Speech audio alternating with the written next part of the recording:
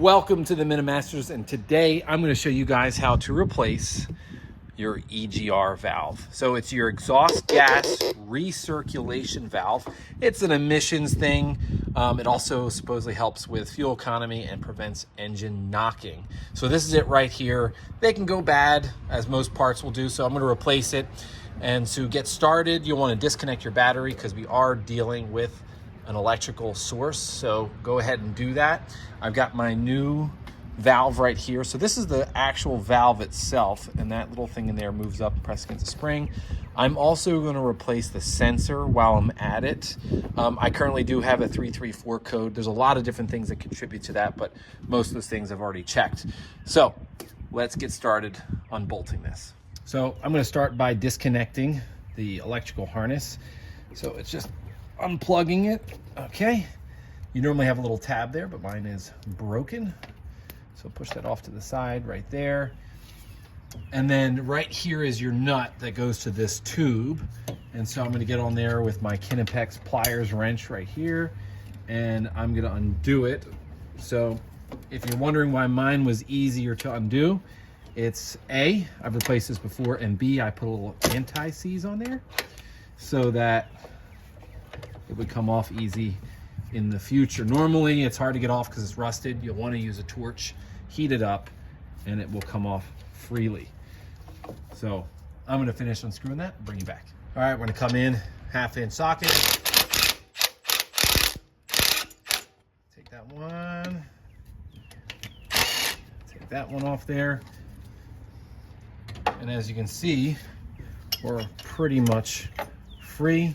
You have this vacuum line here, come right off. And that's it. Pretty simple stuff. As you can see in here, there's a lot of buildup and grime. That's the kind of stuff that can make this thing inoperable.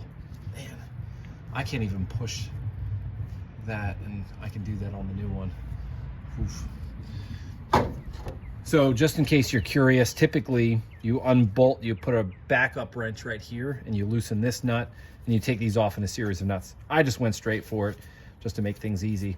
You want to clean the face of this off right here just because there is some buildup here, and that way it's fresh for our new valve. Quick tip here for cleaning this off, I like to use a flat razor blade, get all that nice chunky stuff off, and then I come in here with one of these like Scotch pads. This is like the color indicates different grit, and then you just clean this thing until it's nice and shiny. And trust me, it's aluminum, you can get it nice and bright. So as you can see, all nice and clean, new valve, new gasket. The gasket's a little bit tough, so I pre-threaded the bolt through, and this washer kind of gets in the way of the body of this valve, so it's just a little bit of a pain. So basically, you're gonna set it here, get it lined up, and then I'm gonna start to thread this in.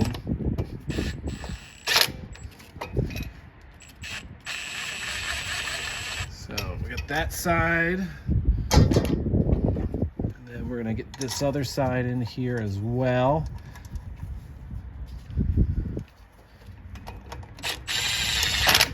There we go.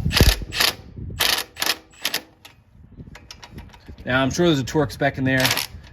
I'll have to go look it up, but you do want to be careful using an impact gun on aluminum just because it will strip. So nice and solid there. Just to kind of complete the job, I'll bring our nut up here, get lined up, screwed into place, and then I'll tighten that one down. You notice earlier this bolt here was through this plate. Well, I took it off just so it would be easier. So you basically line that sucker up here, and that 1/2-inch nut will hold it right in place. So we're all set there. I'm just gonna give that one last little bit there, nice and tight. So next thing is this valve. So I misspoke earlier, that's the EGR sensor, valve sensor. So that just kind of plunges in there, tells you where the plunger is in here. So we'll want to get that guy, slide on the new gasket it comes with, put it right there. And then you're going to want to subscribe to my channel for the next step because you don't want to miss anything I'm throwing up on here. Then you're going to take your 3 brand new screws. Put that right in there. It's about the same amount of time it takes to subscribe to my channel. Hint, hint, hint. Second one. And there's your third one. And then here's your harness. Take that, stab that right on there. Man, that's never gonna come off too easily. And then on the back side is your little nub right here. And we'll take our vacuum line and plug it right in.